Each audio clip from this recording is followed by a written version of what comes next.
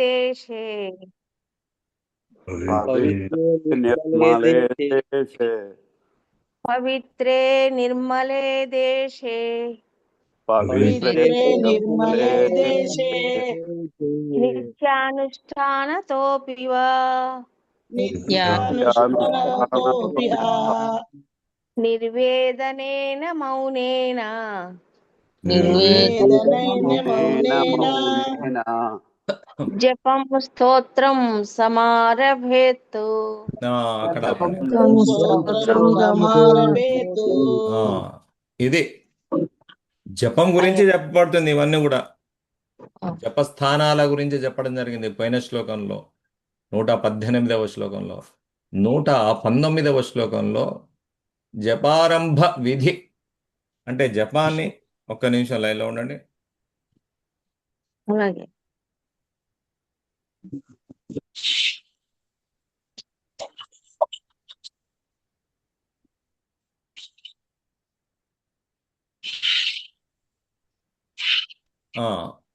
జపారంభ విధి ఇది 119వ శ్లోకం.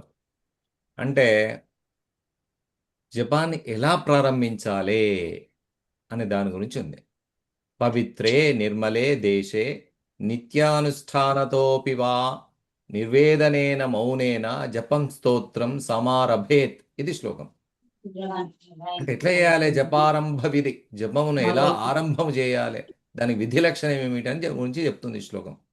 అంటే పవిత్రమైన నిర్మలమైన ప్రదేశములో లేదా నిత్యానుష్ఠానము చేత పవిత్రమైన స్థలములో దుఃఖరహితమైన మౌనస్థితితో జపమును స్తోత్రమును ప్రారంభించవలెను. ఇది సారాంశ అనువాదం, అచలయుగ దృష్టి. జపము స్తోత్రము ప్రారంభించుటకు బాహ్య ప్రదేశము పవిత్రంగా ఉండాలి. మొదలు ఎక్కడైతే జపం చేసుకుంటున్నావో ఆ గదిని ఊడ్చుకొని మంచిగా తుడిసి నిన్న రాలినటువంటి యొక్క ఊదుబత్తుల నుండి అగరబత్తుల నుండి అంత దుమ్ము కింద పడుతుంది కదా, ఆ దుమ్మునంతా తీసేసి వాడిపోయిన పువ్వులు గిట్లుంటే అవన్నీ తీసేసి పాచి ఏమంటారు పాచి ఒత్తులు ఉంటాయి కదా, ఆ ఒత్తులు తీసేసి మాణిక్యాలను శుభ్రం చేసుకొని ఆ పీఠంనంతా శుభ్రం చేసుకొని మరి గురువు ఫోటోలు ఉన్నటువంటి శుభ్రం చేసుకొని నీవు కూర్చొని దగ్గర అంతా శుభ్రం చేసుకొని ఇగో బాహ్య ప్రదేశాన్ని పవిత్రంగా చేసుకోవాలి. ఆ ప్రదేశము నిర్మలమై శుభమై మనసును అంతర్ముఖం చేసే విధంగా ఉండాలి. నీ యొక్క పూజారూమే కాదు, ఇల్లంతా శుభ్రం చేసుకోవాలి. ఇంటి చుట్టూ ముందు మన గురువుగారు ఆ గేటు ముందు కూడా ఊడ్చేవాడు కదా, అట్లా చుట్టూ మొత్తము నీకు సాధ్యమైనంత వరకు ఇల్లు మొత్తం శుభ్రం చేసుకోవాలి. చేసుకున్న తర్వాత మనస్సును అంతర్ముఖం చేసే విధంగా ఉండాలి ఆ ప్లేస్. అట్లా చేసుకున్నాక ఏంది, బయట మంచిగా లేకపోతే ఇక అంతర్ముఖం కాదు మనసు. మొదట బాహ్యాన్ని శుద్ధి చేసుకున్నాక మనసును అంతర్ముఖం అయ్యేటట్టు చూసుకోవాలి.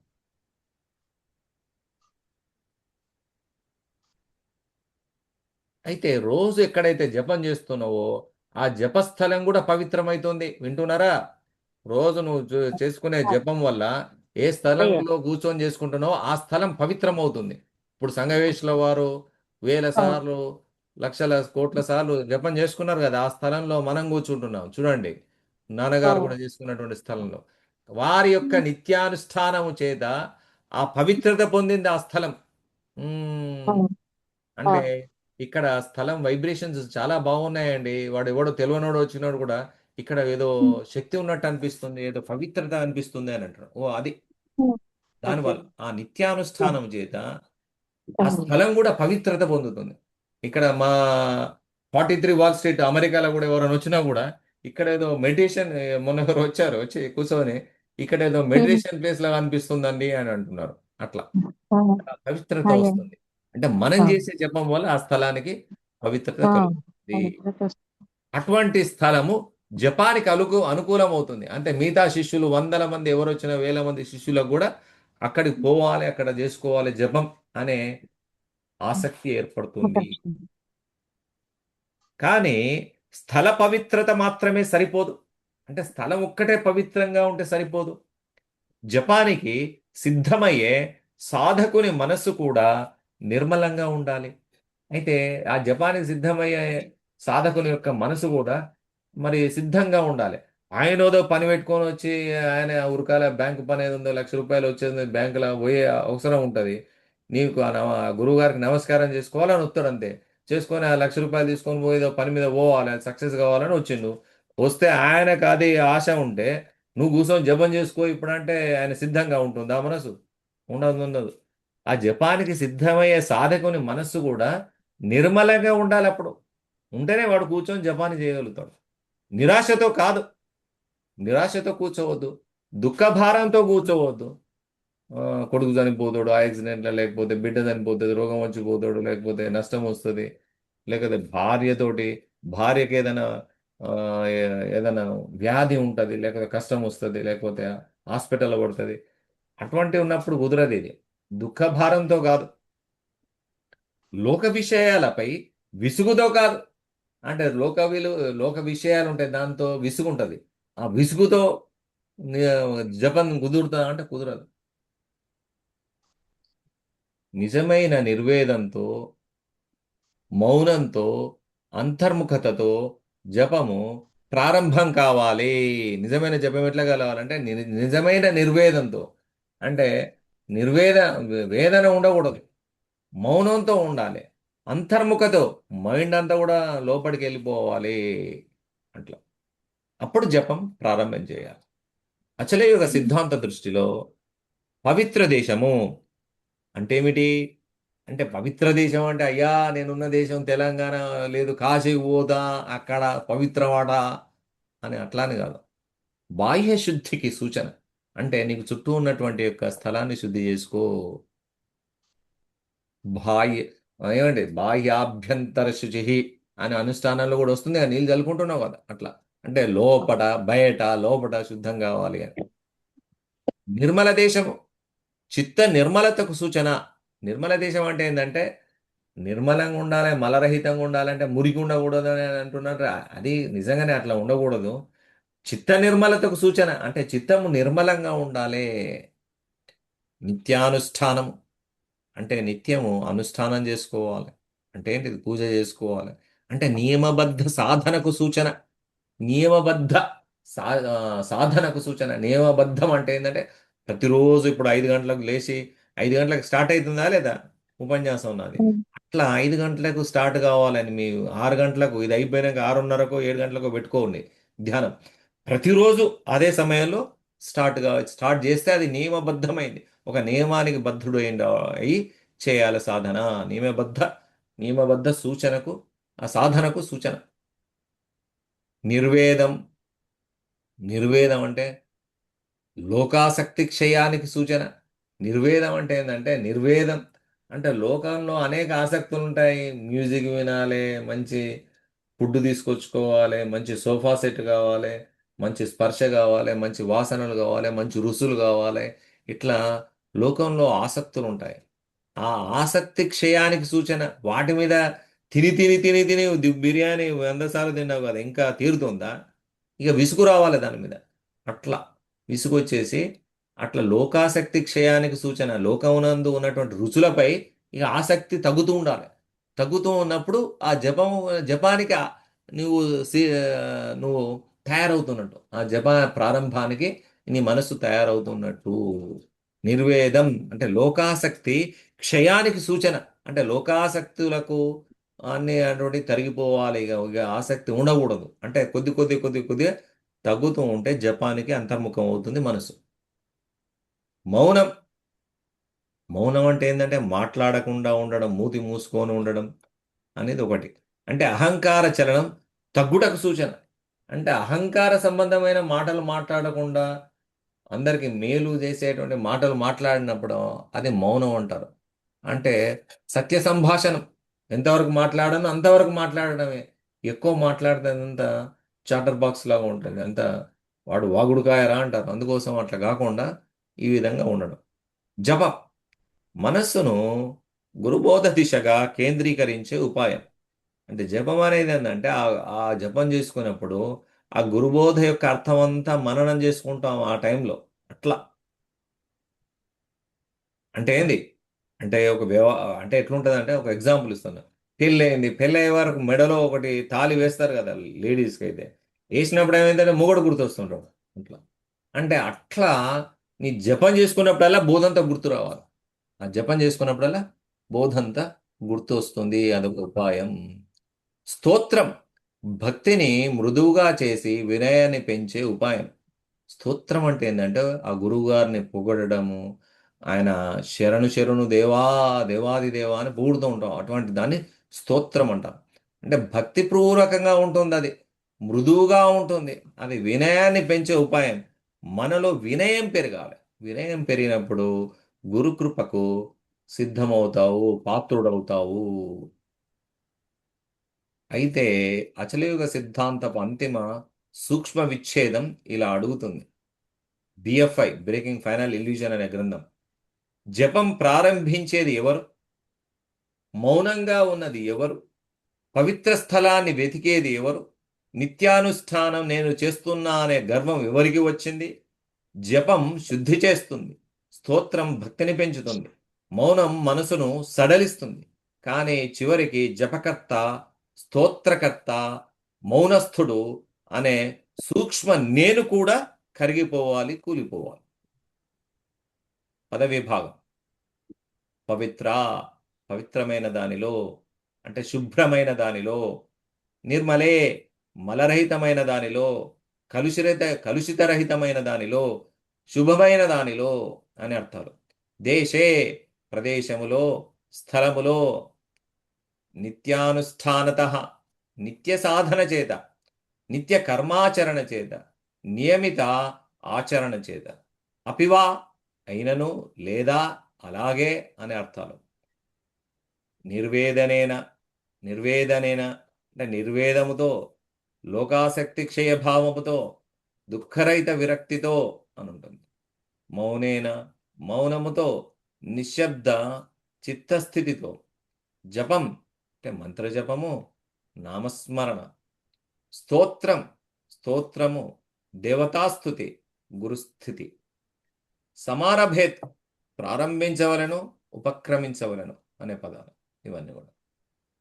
మరొకసారి చెప్తున్నాను. పవిత్రే పవిత్రమైన దానిలో, శుభ్రమైన దానిలో, నిర్మలే మలరహితమైన దానిలో, కలుషితరహితమైన దానిలో, శుభ్రమైన దానిలో, దేశే ప్రదేశములో, స్థలములో, నిత్యానుష్ఠానత నిత్య సాధన చేత, నిత్య కర్మాచరణ చేత, నియమిత ఆచరణ చేత, అపివా అయినను లేదా అలాగే, నిర్వేదనేన నిర్వేదముతో అంటే లోకాసక్తి క్షయముతో, లోకాసక్తి క్షయభావముతో, దుఃఖరహిత విరక్తితో అని రాసుకోండి. మౌనేన మౌనముతో, నిశ్శబ్ద చిత్తస్థితితో. జపం మంత్రజపము, నామస్మరణ, స్తోత్రం స్తోత్రము, దేవతాస్థుతి, గురుస్థుతి. సమారభేత్ ప్రారంభించవలను, ఉపక్రమించవలను. ప్రాతిపదార్థం.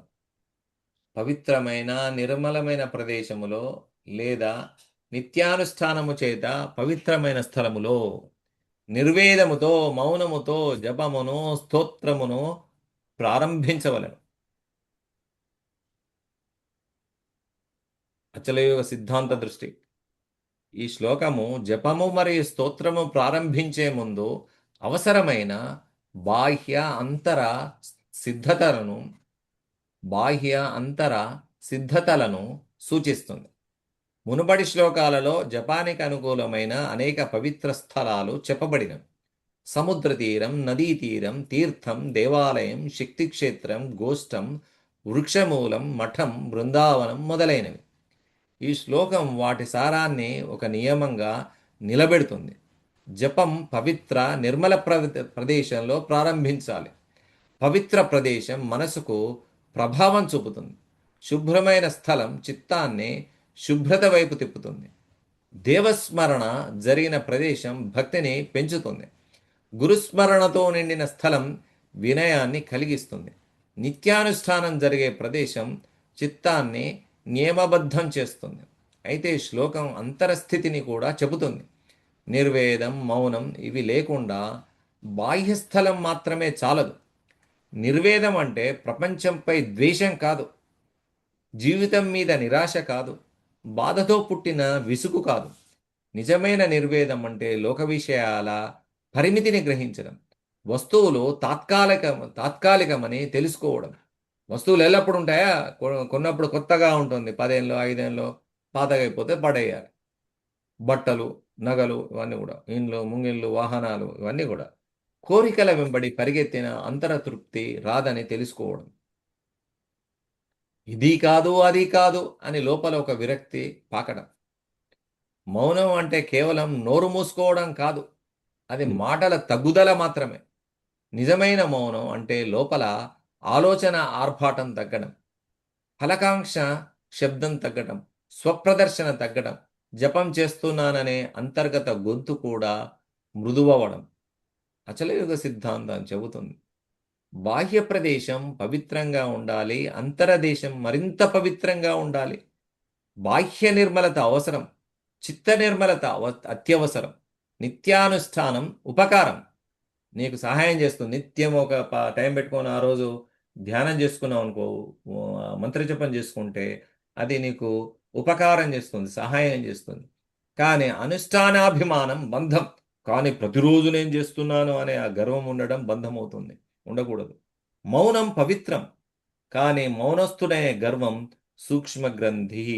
మౌనం పవిత్రమే, సైలెన్స్ ఇస్ గోల్డ్ అంటారు, స్పీచ్ ఇస్ సిల్వర్ అంటారు. కాబట్టి మౌనస్థుడనే గర్వం సూక్ష్మ గ్రంథి. నేను మౌన వ్రతాన్ని ఆచరిస్తున్నాను అనే గర్వం కలిగి ఉంటే అది సూక్ష్మ గ్రంథి తయారవుతుంది.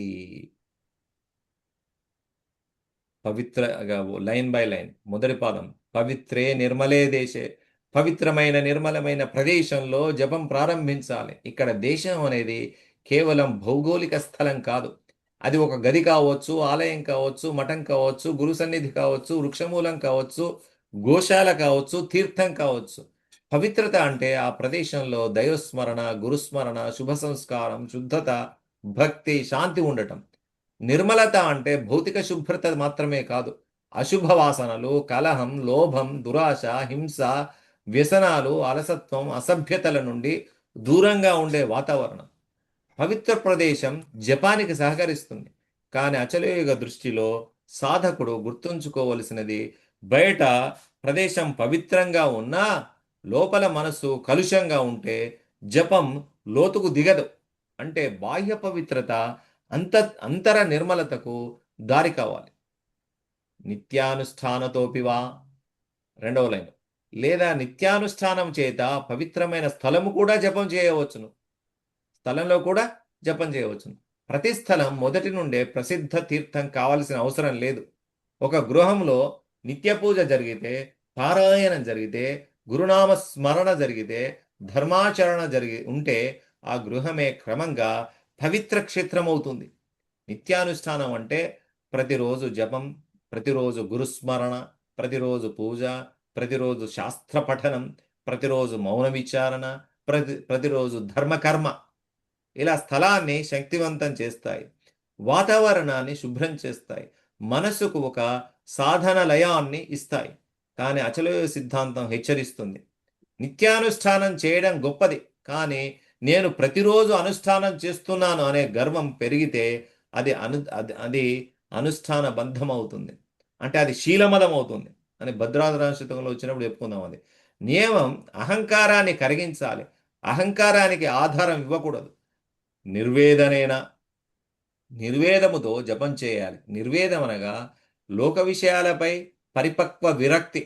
జీవితం బాధాకరమని నిరాశతో పారిపోవడం కాదు, సంసారము నిస్సారమని కుంగిపోవడం కాదు, అది అజ్ఞాన విసుగు కాదు, అది జ్ఞాన విరక్తి. సాధకుడు ఇలా గ్రహించాలి, కోరికలు అంతం కావు, వస్తువులు శాశ్వతం కావు, సంబంధాలు ఎప్పటికీ అలాగే ఉండవు, మార్పులు చెందుతూ ఉంటాయి. అంటే అక్క చెల్లెళ్ళు, అన్నదమ్ములు, బావబామర్దులు, అత్తాకోడళ్ళు ఏమవుతాయి, సంబంధాలలో మార్పులు వస్తుంటాయి. ఓసారి మంచిగా ఉంటారు, ఓసారి మాట్లాడుకోరు. అట్లా ధనం భద్రతను ఇస్తున్నట్లు కనిపించిన భయాన్ని ఇస్తుంది. ప్రశంస నిలకడ కాదు, శరీరం నశ్వరం, మనస్సు చంచలం, కర్మఫలాలు మార్పు చెందుతాయి. ఈ అవగాహన నుండి పుట్టే లోతైన విరక్తి నిర్వేదం. ఈ నిర్వేదం జపాన్ని ఫలాపేక్ష నుండి శుద్ధి దశకు మలుస్తుంది. కామ్య జపం కూడా నిర్వేదంతో పాకినప్పుడు అది కోరిక పూరణ కన్నా కోరికకర్త విచారణ ఎవడు, అసలు ఆ కోరికకర్త ఎవడు అని ఆ విచారణకు దారితీస్తుంది. మౌనేనా, మౌనముతో జపం ప్రారంభించాలి. అంటే కేవలం మాటలలేమి కాదు, శరీరం ఎట్లా ఉంచాలి. శరీర మౌనం మొదటి దశ, వాక్మౌనం రెండవ దశ, మనోమౌనం ఇంకా లోతైన దశ. ఇట్లా 3 రకాల మౌనం ఉంది. అహంకార మౌనం అత్యంత అవసరమైన దిశ. అసలు అహంకారమే మూగబోవాలి. వాక్మౌనం ఉన్న లోపల వాదం జరుగుతుంది. వాక్కుతోటి మాట్లాడాడు కానీ లోపల వాడు ఇట్లా ఈడిట్లా అని అనుకుంటుంటావు అని జరుగుతుంటే అది పూర్తిగా మౌనం కాదు. బయట నిశ్శబ్దంగా ఉన్న లోపల కోరికలు గోల చేస్తుంటే, బయట నిశ్శబ్దంగా ఉన్న లోపల కోరికలు గోల చేస్తుంటే అది మౌనం కాదు. జపం చేస్తూ లోపల నేను గొప్ప సాధకుడిని అని భావిస్తే అది మౌనం కాదు. జపానికి ముందు మౌనం ఉంటే లోకగోల నుండి వెనక్కి తగ్గడం. అంటే అంటే జపానికి ముందు మౌనం అంటే ఏమిటి? జపానికి ముందు మౌనం అంటే ఏంటి? జపానికి ముందు మౌనంగా ఉండాలి. అరే అందరూ సైలెన్స్ ఉండి మొదలు ఉండాక మౌనం స్టార్ట్ చేయాలి. అంటే మనం పూజ అవుతున్నప్పుడు ఎవరు మాట్లాడకూడదు అంటాం కదా, అట్లా జపానికి ముందు మౌనం అంటే ఏంది? లోకంలో ఉన్న గోళల నుండి వెనక్కి తగ్గడం, అభిప్రాయాల నుండి విశ్రాంతి పొందడం, ఫలకాంక్ష శబ్దాన్ని తగ్గించడం, తనను తాను చూపించాలనే చలనం తగ్గడం, అంటే ఐడెంటిటీ క్రైసిస్ తగ్గడం, గురుబోధ ముందు మనస్సును నమ్రం చేయడం. అచలయోగ దృష్టిలో నిజమైన మౌనం చివరికి నేను మౌనస్థిడిని అనే భావాన్ని కలిగించాలి. జపం స్తోత్రం సమారభేత్ అంటే జపము స్తోత్రము ప్రారంభించవలను. జపం మంత్రాన్ని లేదా నామాన్ని పునఃపునః స్మరించుట. సంగయాఖ్యాన గురుదేవ గురుదేవ సద్గురు సద్గురు సద్గురు అని లేస్తుంటాం. అట్లా అట్లా అట్లా అట్లా స్తోత్రం దేవత, గురు, పరతత్వం, దైవగుణాలను భక్తితో స్తుతించుట. జపం మనసును ఏకాగ్రం చేస్తుంది. స్తోత్రం హృదయాన్ని మృదువు చేస్తుంది. జపం చిత్తాన్ని ఒక బిందువు తీసుకువెళ్తుంది. స్తోత్రం భక్తిని ప్రసరింపజేస్తుంది. జపం నియమాన్ని ఇస్తుంది. స్తోత్రం సమర్పణను ఇస్తుంది. కానీ అచలయోగ సిద్ధాంతం అడుగుతుంది, బిఎఫ్ఐ అడుగుతుంది, బ్రేకింగ్ ద ఫైనల్ ఇల్యూజన్ అని అంతిమ విచ్ఛేదం అనే గ్రంథం 10 సంపుటాలుగా 15,000 పేజీలు రాసిన గ్రంథంలో అడుగుతుంది. ఏమని అడుగుతున్నది? జపం చేస్తున్నది ఎవరు నాయన? స్తుతి చేస్తున్నది ఎవరు నాయన? జపం ద్వారా ఫలాన్ని ఆశించేది ఎవరు నాయన? స్తుతిలో భక్తి పేరుతో గుర్తింపు నిర్మించేది ఎవరు నాయన? జపం స్తోత్రం పవిత్రమైన ఉపాయాలు. అవి చిత్తాన్ని శుద్ధి చేయాలి. కానీ జపకర్త స్తోత్రకర్త అనే భావం చివరికి గురుబోధలో విచారించబడాలి. కీలక విశ్లేషణ. జపం పవిత్ర నిర్మల ప్రదేశంలో ప్రారంభించాలి. నిత్యానుష్ఠానము చేత పవిత్రమైన స్థలం కూడా జపానికి అనుకూలం. జపానికి బాహ్య శుద్ధి మాత్రమే కాదు, అంతర్నిర్వేదం అవసరం. మౌనం లేకుండా జపం లోతుకు వెళ్ళదు. జపం మనసును కేంద్రీకరిస్తుంది. స్తోత్రం భక్తిని మృదువు చేస్తుంది. నిర్వేదం కోరికల శబ్దాన్ని తగ్గిస్తుంది. మౌనం అహంకార చలనాన్ని తగ్గిస్తుంది. కానీ అచలయోగ సిద్ధాంతం ఇంకా లోతుగా చెబుతుంది, పవిత్ర దేశం చివరిది కాదు, నిర్మల దేశం చివరిది కాదు, నిత్యానుష్ఠానం చివరిది కాదు, నిర్వేదం చివరిది కాదు, మౌనం చివరిది కాదు, జపం చివరిది కాదు, స్తోత్రం చివరిది కాదు.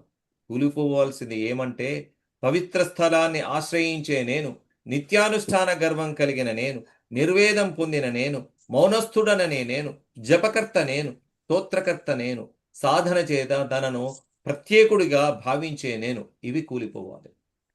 శాస్త్ర సమన్వయం, అచలయోగ సిద్ధాంత సమీక్ష. అయ్యా శాస్త్రం ఏం చెబుతుంది దేని గురించి అంటే, భగవద్గీతలో ధ్యానయోగ సందర్భంలో శ్రీకృష్ణుడు శుచౌ దేశే ప్రతిష్టాప్య అని 6వ అధ్యాయంలో చెప్పాడు. శుచిదేశం అంటే శుచిదేశం యొక్క ప్రాముఖ్యాన్ని సూచించాడు. ధ్యాన సాధనకు శుభ్రమైన పవిత్రమైన మనసును నిలబెట్టే స్థలం అవసరమని గీత బోధిస్తుంది. ఈ శ్లోకం కూడా అదే సూత్రాన్ని జపం మరియు స్తోత్ర సాధనకు వర్తింపజేస్తుంది. ఉపనిషత్తుల దృష్టిలో బాహ్య శుచిత్వం అంతిమం కాదు, అది అంతర శుచిత్వానికి ద్వారం. శరీరం, స్థలం, ఆచారం, వాక్యం, భోజనం, సంబంధం ఇవన్నీ శుద్ధిగా ఉండటం చిత్తశుద్ధికి తోడ్పడతాయి. కానీ నిజమైన జ్ఞానం చిత్త నిర్మలతలోనే నిలుస్తుంది. భక్తి సాంప్రదాయాలలో స్తోత్రం హృదయమును శుద్ధి చేసే మార్గంగా గౌరవింపబడింది. నామజపం, మంత్రజపం, గురునామస్మరణ ఇవన్నీ మనసును చంచలత్వం నుండి తీసుకొని ఒక పవిత్ర ధారలో నిలబెడతాయి. నిత్యానుష్ఠానం వల్ల గృహం కూడా ఆలయం అవుతుంది, మనస్సు కూడా మఠం అవుతుంది, హృదయం కూడా గురు సన్నిధి అవుతుంది. యోగ శాస్త్రంలో మౌనం మరియు వైరాగ్యం అత్యంత ముఖ్యమైనవి.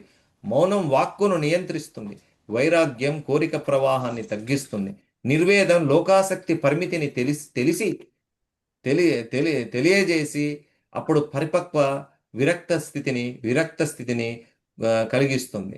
అచలయుగ సిద్ధాంత సమీక్ష ఈ శాస్త్ర బోధనలను చివరి గంధి దశలో మలుస్తుంది. స్థలం పవిత్రం కావాలి, కానీ స్థలాభిమానం కూలాలి. అనుష్ఠానం నిత్యంగా ఉండాలి, కానీ అనుష్ఠానకర్త గర్వం కూలాలి. మౌనం అవసరం, కానీ మౌనస్థుడనే సూక్ష్మ గ్రంథి నేను కూలాలి.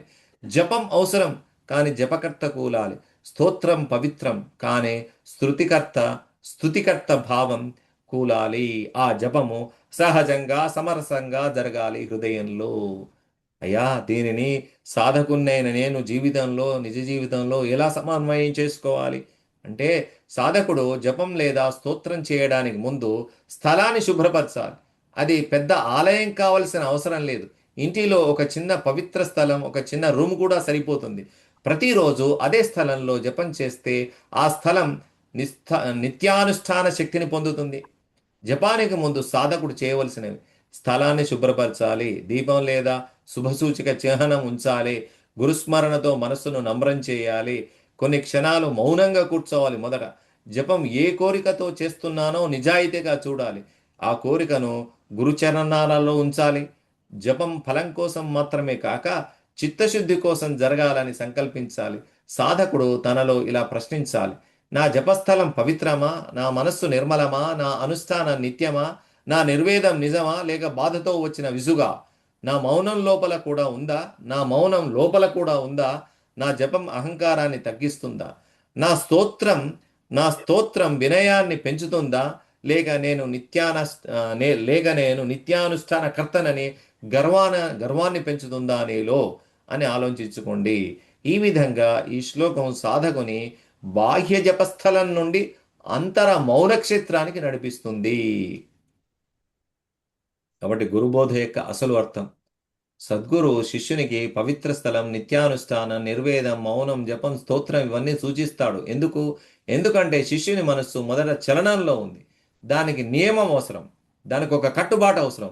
స్థలం అవసరం, భక్తి అవసరం, మౌనం అవసరం, జపధార అవసరం. కానీ సద్గురు అక్కడే ఆగడు. అతడు చివరికి అడుగుతాడు: పవిత్ర స్థలం వెతుకుతున్నది ఎవరు? నిత్యానుష్ఠానం చేస్తున్నది ఎవరు? నిర్వేదం పొందినది ఎవరు? మౌనం పాటిస్తున్నది ఎవరు? జపం చేస్తున్నది ఎవరు? స్తోత్రం చదువుతున్నది ఎవరు? ఈ సాధన ద్వారా ఫలాన్ని ఆశిస్తున్నది ఎవరు? నేను సాధకుడి అనే భావం ఎక్కడ దాగి ఉంది? ఇది గ్రంథి. ఆ గ్రంథి విచ్ఛేదనమే సద్గురు సాధన ద్వారా, నీకు బోధన ద్వారా నీకు తెలియజేసి సాధన అభిమానాన్ని తొలగిస్తాడు, గ్రంథి అభిమానాన్ని తొలగిస్తాడు, జపాన్ని నిలబెడతాడు, జపకర్తను పరిశీలింపజేస్తాడు, మౌనాన్ని బోధిస్తాడు, మౌనస్థుడనే అహంకారాన్ని కూల్చుతాడు, నిత్యానుష్ఠాన్ని చెబుతాడు, అనుష్ఠానకర్తను గురుబోధలో పూర్తిగా కరిగిస్తాడు. అదే ఈ శ్లోకంలోని అసలు సిసలైన గురుబోధ. అచలయుగ ముద్రా శ్లోకం: న దేశో నానుష్ఠానం నా మౌనం న జపోపి చ అనుష్ఠాతృహంక్షయే శేషం కేవలమచలం. న దేశో నానుష్ఠానం న మౌనం న జపోపి చ అనుష్ఠాతృహంక్షయే శేష కేవలమచలం. దేశము కాదు, అనుష్ఠానము కాదు, మౌనము కాదు, జపము కాదు, అనుష్ఠానకర్త అనే సూక్ష్మహం కూలినప్పుడు మాత్రమే మిగిలేది ఒకటే అచల పరిపూర్ణ పరబ్రహ్మము మాత్రమే. ఇది ఈ ముద్రాశ్లోకం. అచలయోగ సూత్రం. ఇదంతా చెప్పిన ఈ వేల మాటలకు ఒకటే రెండే వాక్యాలు: పవిత్ర ప్రదేశం జపానికి భూమి. పవిత్ర ప్రదేశం జపానికి భూమి. మౌనం జపానికి ద్వారం. కాని జపకర్తృత్వం కూలిన హృదయమే నిజమైన అచలయోగ క్షేత్రం. కాని జపకర్తృత్వం కూలిన హృదయమే నిజమైన అచలయోగ క్షేత్రం. ఇది అచలయోగ సూత్రం.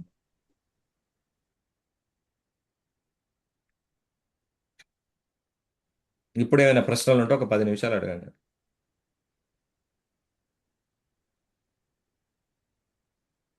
గురుదేవ్ ఇప్పుడు చెప్పింది మళ్ళీ ఒకసారి చెప్పండి. పవిత్ర ప్రవేశం 2 పవిత్ర వాక్యాలు చెప్పండి. ప్రదేశం పవిత్ర ప్రదేశం జపానికి భూమి, మౌనం జపానికి ద్వారం. కానీ జపకర్తృత్వం కూలిన హృదయమే నిజమైన అచలయోగ క్షేత్రం.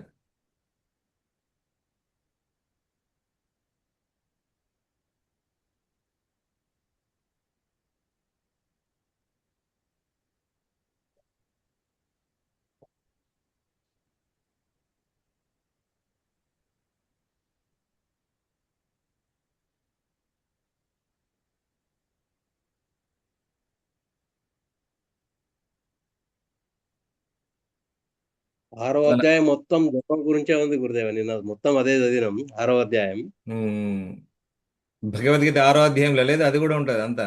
ఆత్మ సంయమన మొత్తం యోగం, గురించే దాని ఉంది, పేరు జపం కూడా గురించి. ధ్యాన యోగం అని ఉంటుంది. ఇంకో పేరు దానికి ధ్యాన యోగం, అంటే జపం ఎలా చేసుకోవాలని. మొత్తం శ్లోకాలన్నీ అవే ఉన్నాయి. ఒక 2-3 ఇడిచిపెట్టి మొత్తం 18 అధ్యాయాలు భగవద్గీతలో ఉంటే ఒక అధ్యాయమే ఉన్నది జపాన్ గురించి, అంటే ధ్యానం గురించి, జపం గురించి. అంటే మామూలా ఏ శ్లోకం గురుదేవ్ అందులో? అన్ని 6వ అధ్యాయం మొత్తం ధ్యాన యోగం. ఏ శ్లోకం అంటే మొత్తమే 6వ అధ్యాయం. ధ్యానానికి సంబంధించింది, జపానికి. ఉదయం 18 18 అధ్యాయాలలో 6వ అధ్యాయం మొత్తం జపానికి సంబంధించింది, అది ధ్యానానికి అధ్యాయం 18 సంబంధించింది. కాబట్టి దాని పేరే ధ్యాన యోగం. ధ్యాన యోగం. కాబట్టి లైఫ్లో మెడిటేషన్, ధ్యానం అనేది చాలా ముఖ్యమని గుర్తించండి. ఆ గురువు ద్వారా మంత్రాన్ని తీసుకోవాలి, ఆ మంత్రాన్ని జపం చేసుకోవాలి.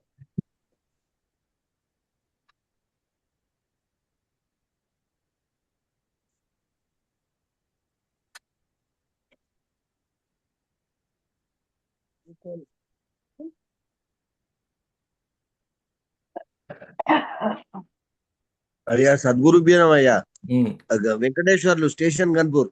అయ్యా చెప్పండి. ఈ లాస్ట్ సెంటెన్స్ ఇప్పుడు అది ఒకసారి మళ్ళీ ఒకసారి చెప్పారు అయ్యా. పవిత్ర ప్రదేశం జపానికి భూమి, పవిత్ర ప్రదేశం జపాన్. జపానికి భూమి, మౌనం జపానికి ద్వారం. ఆ జపం చేసుకున్న ముందు మొదలు ఒక మౌనంగా కూర్చోవాలి 2-3 నిమిషాలు. కూర్చున్న తర్వాతకి జపం స్టార్ట్ చేసుకోవాలి. ఒక 2-3 నిమిషాలు ఏంది, శ్వాసను సహజంగా అని అట్లా కాకుండా ఎటువంటి టెన్షన్లో కూడా సహజంగా కూల్గా శ్వాస నడుపుతూ మౌనంగా కావాలి మొదలు 2-3 నిమిషాలు. అయినాక జపాన్ని స్టార్ట్ చేసుకోవాలి. కాబట్టి మౌనం జపానికి ద్వారం. రెండవ వాక్యం. మొదటేమో పవిత్ర ప్రదేశం జపానికి భూమి. ఎక్కడైతే జపం చేసుకుంటాడో ఆ పవిత్ర ప్రదేశం అంతా శుభ్రం చేసుకొని కూర్చోవాలి. మొదట కూర్చోనాక సహజ సిద్ధమైన శ్వాసతో మౌనంగా ఉంటూ జపం స్టార్ట్ చేయాలి. కానీ జపకర్తృత్వం, నేను చేస్తున్నాను అనే అహంకారం ఉండకూడదు. జపకర్తృత్వం కూలిన హృదయమే, కానీ జపం చేసేవాడు లేడు. విచిత్రంగా చూడు, జపం జరుగుతూ ఉంటుంది కానీ జపం చేసేవాడు లేడు. ఇది రహస్యం. ఆ జపం చేసేవాడు లేడని తెలుసుకొని ఆ జపం చేయడం సహజంగా, ప్రకృతి పద్ధతిగా గుణాలయందు వర్తిస్తున్నాయి కదా. అవును ఆ సార్. విధంగా చేస్తూ ఉన్నటువంటి హృదయమే నిజమైన అచలయోగ క్షేత్రం. అతని హృదయంలో ఈ అచలయోగం అంతా పట్టుకున్నది, అంతా తెలిసింది అని అర్థం. నేను చేస్తున్నాను అనే కర్తృత్వ భావం లేకుండా అంతేనా? చేయడం అట్లా. కర్తృత్వ భావం లేకుండా చేయడమే నిజమైన చేసిన అచలయోగ క్షేత్రం. ఎక్కడైతే ఏ హృదయంలోనైతే నేను చేస్తున్నాను జపం అనేది భావన లేకుండా జపం నడుస్తుందో ఆ హృదయమే అచలయోగ క్షేత్రం. అది మామూలు క్షేత్రం కదా.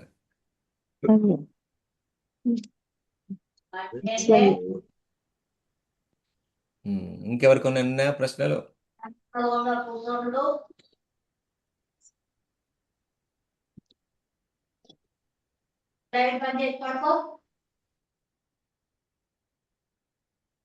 కానీ స్వామి ఒక్క ప్రశ్న, నేను రవిని మాట్లాడుతున్నాను. చెప్పండి. కాల్గిరి నుంచి. ఎప్పుడైతే మనకు నేను లేనని భావన కలిగింది అని అంటే అప్పుడు కోరిక ఉండదు, మరి జపం అన్నది అవసరమే లేకుండా పోతుంది కదా స్వామి.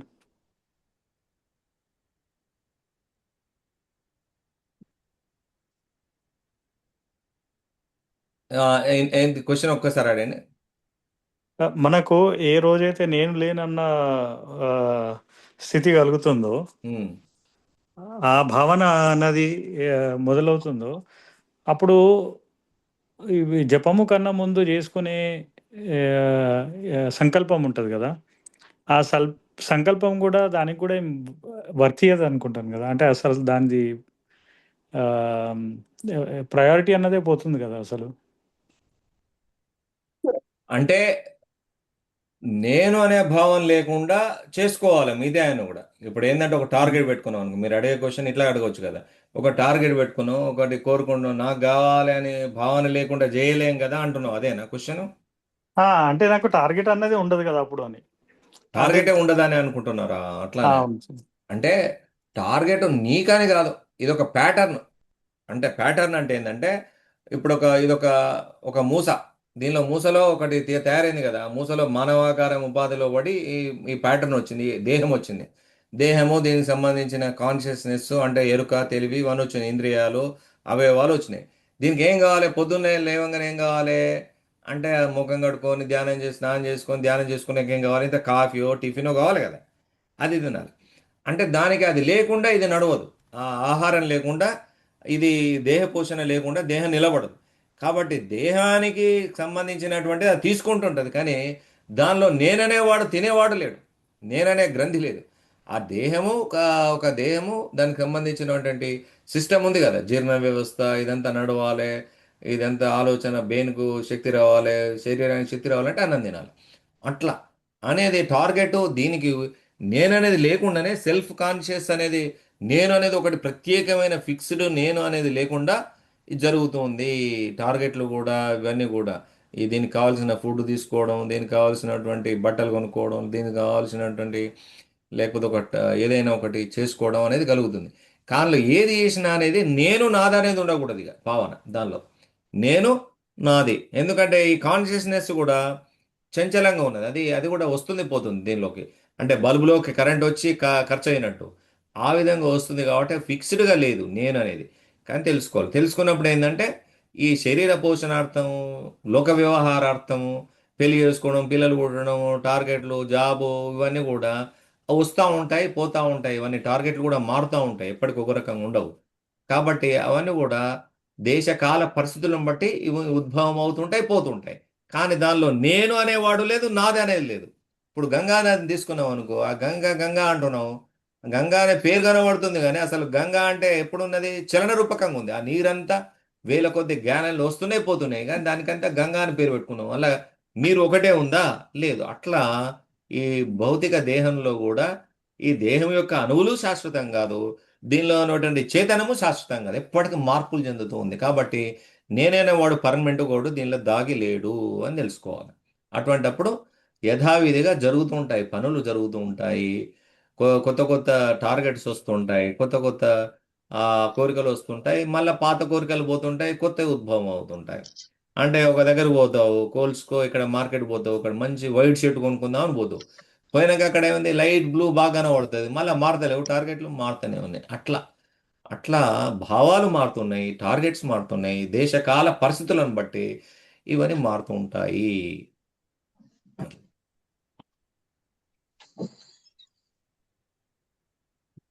అర్థమైందా కొంచెమైనా దీనిలో?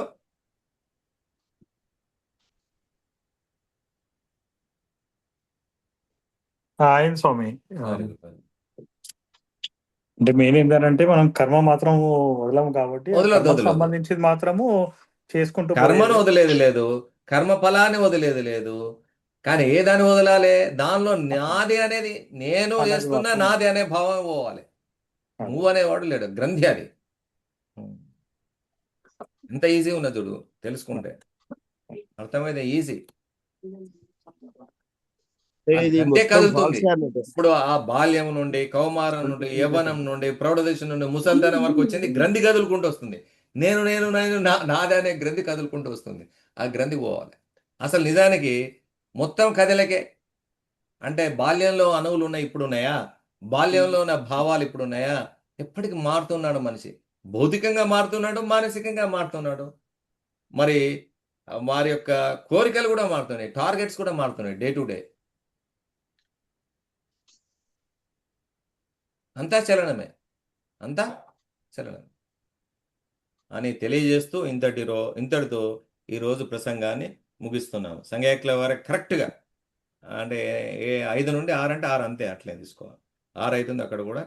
సో దీంతో ఈరోజు ప్రసంగము పూర్తి చేస్తున్నాము. ఎందుకంటే చెప్పినా కొద్దీ ఇంకా ఉంటుంది, మళ్ళా రోజు అట్లా మళ్ళీ రాసి పెట్టుకోండి. ఏమైనా ప్రశ్నలు ఉంటే రేపు కూడా అడగచ్చు. సో ఇంతటితో ఈ రోజు ప్రసంగాన్ని ముగిస్తున్నాం. జై సద్గురు బ్రహ్మ మహారాజ్ కి సర్వం శ్రీ సద్గురు చరణారవిందార్పణమస్తు. సద్గురు ప్రభు మహారాజ్ కి జై.